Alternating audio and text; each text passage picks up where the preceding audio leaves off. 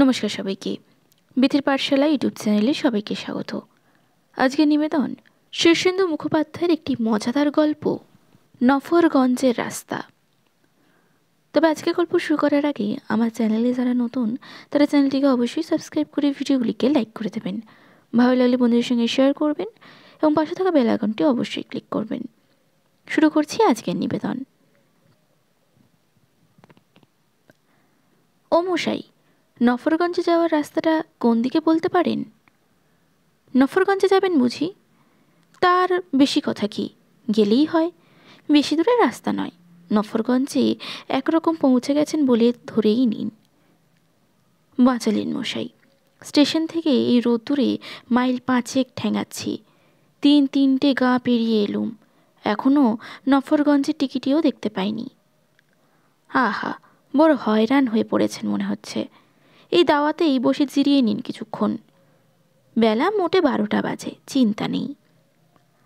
তা না হয় বসছি, তা নফরগঞ্জ এখনও এখান থেকে কতটা দূরে বলতে পারেন? ও তো উতলা হচ্ছেন কেন বাবু? এই মানিকপুর গাঁকে তো অনেকে নফরগঞ্জে চৌখাট বলেই মনে করেন। তা নফরগঞ্জে কার বাড়িতে যাবেন মশাই? সে বলতে গেলে অনেক কথা বলতে হয়, গলাটাও শুকিয়ে আসছে কি না, তা একটু জল পাওয়া যাবে? বলেন কি, মানিকপুরে জল পাওয়া যাবে না মানে? মানিকপুরে জল যে অতি বিখ্যাত। এখানকার জলে কলেরা, সান্নিপাতিক, সন্ন্যাস রোগ, আমাশয়, বেরি বেরি সব সারে। এই জল যে ঘটি ভরা জল, ঢক ঢক করে মেরে দিয়ে দেখেন দেখি, 5 মিনিটের মধ্যে শরীরের বল ফিরে আসবে। বাঁচালেন মশাই, তেষ্টায় বুকটা কাঠ হয়ে আছে। কেমন বুঝলেন জল খেয়ে? দিব্যি জল, হুবহু জলের মতোই। জলের মতো লাগলেও আসলে হলো জলের বাবা। একবার পেটে সেঁধলে আর উপায় নেই। লোহা খেলে লোহাও হজম হয়ে যাবে, রোগ বালাই পালাই পালাই করে পালাবে, হাতির বল এসে যাবে শরীরে। তাই হবে বোধ হয়। জল খেয়ে আমার বেশ ভালোই লেগেছে। এবার তাহলে রাস্তাটা দেখিয়ে দিলেই রওনা দিতে পারি। আহা, সে হবে এখন। নফরগঞ্জ তো আর পালিয়ে যাচ্ছে না। তা কার বাড়ি যাবেন যেন? কুঞ্জবিহারী দাস মহাশয়ের নাম শোনা আছে কি? কুঞ্জবিহারী? তা কুঞ্জবিহারী কি আপনার কেউ হয়? শালা বা ভগ্নিপদ বা ভাইরা ভাই গোছের? না মশাই না, কুঞ্জবিহারীকে আমি কোশমিনকালেও চিনি না, তবে প্রয়োজনেই যেতে হচ্ছে। তা ভালো, তবে কি না ভেবেচিন্তে যাওয়া আরও ভালো। কেন মশাই, ভেবেচিন্তে যাওয়ার কি আছে? মানুষের বাড়িতে কি মানুষ যায় না? তার উপর মাথায় একটা দায়িত্ব নিয়ে যেতে হচ্ছে। সেটা বুঝতে পারছি, প্রাণের দায় না হলে কেউ কি সাধ করে নফরগঞ্জের কুঞ্জবিহারীর ডেরায় গিয়ে সেঁধোবার সাহস করে? আপনি কি বলতে চাইছেন যে কুঞ্জবিহারী খুব একটা সুবিধার লোক নন? সে কথা আবার আমি কখন বললাম? না মশাই, আমি বড্ড পেট পাতলা মানুষ, মনের ভাব চেপে রাখতে পারিনি। কি বলতে কি বলে ফেলেছি ওসব ধরবেন না। বলেই যখন ফেলেছেন তখন ঝেড়ে কেশে ফেললেই তো হয়, অশক্তি কমে যাবে। আসলে কি জানেন, কুঞ্জবিহারী বোধহয় খুবই ভালো লোক, তবে নিন্দুকেরা নানা কথা রটায় আর কি। মশাই, আপনি চেপে যাচ্ছেন। আপনাকে বলতে বাধা নেই যে আমার ভাইজির সঙ্গে কুঞ্জবিহারীর ছেলেই বিপ্লব বিহারীর বিয়ের সম্বন্ধ পাকা করতেই আসা। বিপ্লব বিহারী? ওরে বাবা, অমন আঁতকে উঠলেন কেন মশাই? বিপ্লব বিহারী কি ভালো ছেলে নয়? শুনেছি সে ভালো লেখাপড়া জানে, MSc পাশ করেই আরও কিছু পড়াশোনা করছে, চাকরিও ভালো। তা হবে, কত কিছুই তো শোনা যায়। না, বড় মুশকিলে ফেলে দিলেন মশাই। ভাবগতিক তো মোটেই ভালো বুঝছি না। দাদাকে বারবার বললুম ফুলির বিয়ের সম্বন্ধে অত দূর করো না, কিন্তু দাদা কি আর সোনার পাত্র? বেশ ফ্যাসা দিয়েই পড়া গেল দেখছি। ও মশাই, একটু খুলে বলুন না, এখানে বিয়ে হলে আমার ভাইজি কি জলে পড়বে? ভাইজি তো আপনার, তাকে জলে ফেলুন ডাঙায় ফেলুন সে আপনার ইচ্ছে, কিন্তু আমি আর কথাটি কইছি না। তাহলে আর কি করা, যাই নিজের চোখে অবস্থাটা একটু দেখেই আসি। তাহা অত বড় তাড়া কিসের? 2 মিনিট বসেই যান। আমার মেয়েকে বলেছি শশা দিয়ে 2 মুড়ি মেখে দিতে, দুপুরবেলায় গেরস্তের বাড়িতে শুধু মুখে চলে গেলে যে অকল্যাণ হয়। ডাব পাড়তে গাছে লোক উঠেছে, এলো বলে ডাব খেয়ে মাথাটা ঠান্ডা করুন। না মশাই না, দুপুর গড়িয়ে গেলে চলবে না, সেখানে যে আমার দুপুরের খাওয়া দাওয়ার নিমন্ত্রণ।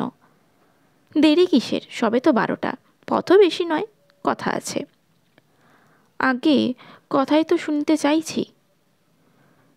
নফরগঞ্জের কুঞ্জবিহারী দাস সম্পর্কে জানতে চাইলে এর তল্লাটের গাছপালা গরু বাছুরকে জিজ্ঞাসা করলেও মেলা খবর পেয়ে যেতেন। এই 10-12 বছর আগেও কুঞ্জ গুন্ডা দিনে 3টে খুন না করে জলস্পর্শ করত না। প্রতি রাত্রে অন্তত গোটা 2 বাড়িতে ডাকাতি না করলে তার ঘুম হতো না। আর রাহাজানি তোলা আদায় কোন গুণটা না ছিল তার। তবে এখন বয়স হওয়াতে রোগ কিন্তু কমেছে। নিতান্ত দায় না পড়লে আর বিশেষ লাশটাস ফেলে না। তবে তার জায়গায় এখন নিয়েছে ওই তার ছেলে বিপ্লব বিহারী।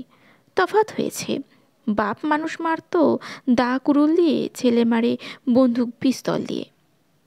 বলেন কি মশাই, দাদা যে বলল কুঞ্জবিহারী রীতিমতো ফোঁট কাটা বৈষ্ণব, ভারী নিরীহ মানুষ, তার ছিল নাকি ভারী বিনয়ী আর খুবই সভ্যভব্য।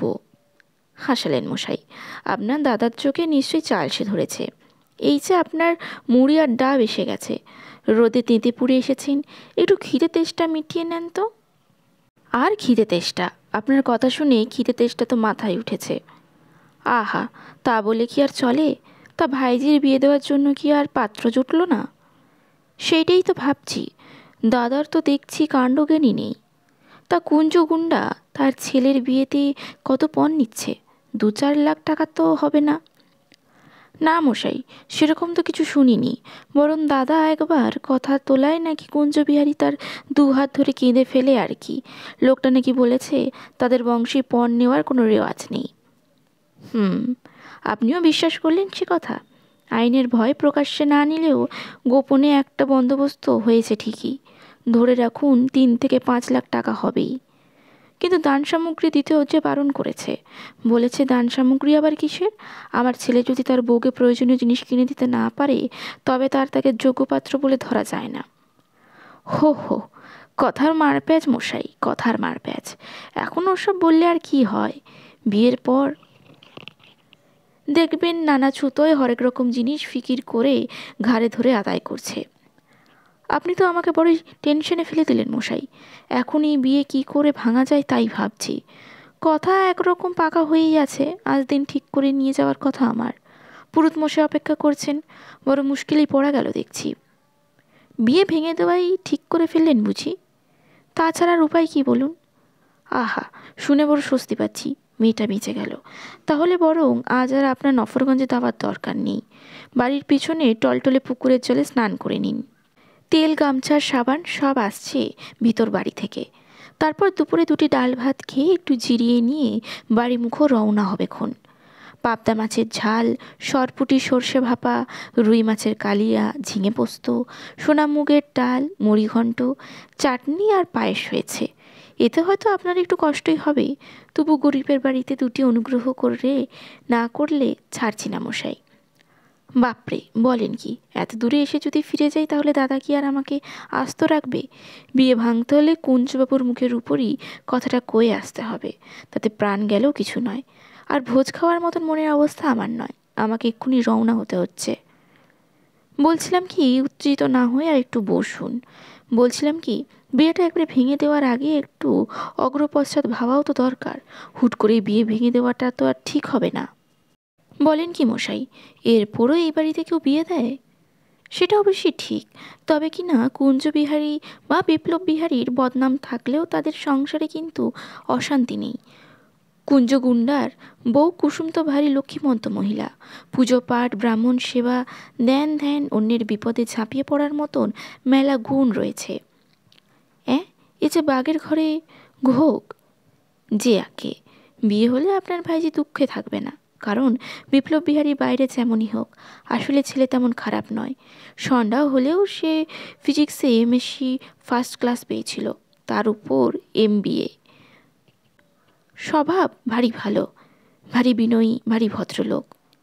এ যে উল্টো গাইছেন মশাই, আহা, যার যা গুণ তা তো বলতেই হয়। আর কুঞ্জবিহারী ষণ্ডগুণ্ডা বটে, কিন্তু বৈষ্ণবও বটে। রোজ গেরি মাটি দিয়ে রসকেলি কাটে, ভিখিরিদের খাওয়ায়, জীব সেবা করতে। গুণ কিন্তু কম নেই কিছু। এ তো ফের উল্টো চাপ মশাই। উল্টো চাপ নয় মশাই, মানুষের দোষের কথা শুধু বললেই তো হবে না, তার গুণের দিকটাও তো দেখা দরকার। কুঞ্জ গুন্ডার আর গুণ আছে নাকি? তার নেই। জীবনে কখনো এক পয়সা কাউকে ঠকায়নি, একটি কালো টাকাও তার তহবিলে নেই। গরিব দুঃখীর জন্য প্রাণ দিয়ে যা করেন। গায়ে 4খানা পুকুর কাটিয়েছেন, অনাথ আশ্রম খুলেছেন, স্বর্গত বাপের নামে অন্নসত্র দিয়েছেন, 2টো স্কুল তার পয়সায় চলে। দান ধ্যানের লেখাজোকা নেই মশাই। তাহলে যে বলেছিলেন লোক খুব খারাপ, খুন টুন করেন, আগে তাও তো করে থাকতে পারেন, তবে কিনা খুনগুলো প্রমাণ হয়নি। অন্তত পুলিশের কাছ থেকে কোনো রেকর্ড নেই। কেউ কেউ বলে আর কি। না মশাই, আমার মাথা ঘুরছে, এবার রওনা না হলেই নয়। আহা, ব্যস্ত হবেন না, কষ্ট করে যাবার দরকার নেই। স্বয়ং কুঞ্জবিহারী এসে ভিতর বাড়িতে বসে আছেন। এসব কী বলছেন? কুঞ্জবিহারী এখানে এসে বসে আছেন, এর মানে কি? আগে ব্যাপারটা একটু গোলমেলে। কীরকম? এই গায়ের নাম মানিকপুর নয়। তাহলে? আপনি আতাগঞ্জ পেরিয়ে ডানহাতি রাস্তা ধরে ফেলায় একটু ঘুরপথে ঝালাপুর হয়ে সোজা নফরগঞ্জে এসে পড়েছেন যে। সোজা মানিকপুর হয়ে এলে রাস্তা 2 মাইল কম পড়ত। তাহলে এ বাড়ি? আগে এটাই কুঞ্জবিহারী দাসের বাড়ি।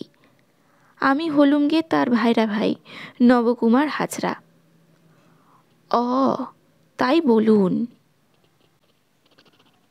আজকের গল্পটি কেমন লাগলো কমেন্টে অবশ্যই জানাবেন। ভালো লাগলে লাইক করবেন, বন্ধুদের সঙ্গে শেয়ার করবেন এবং পাশে থাকা বেল আইকনটি অবশ্যই ক্লিক করবেন। নমস্কার।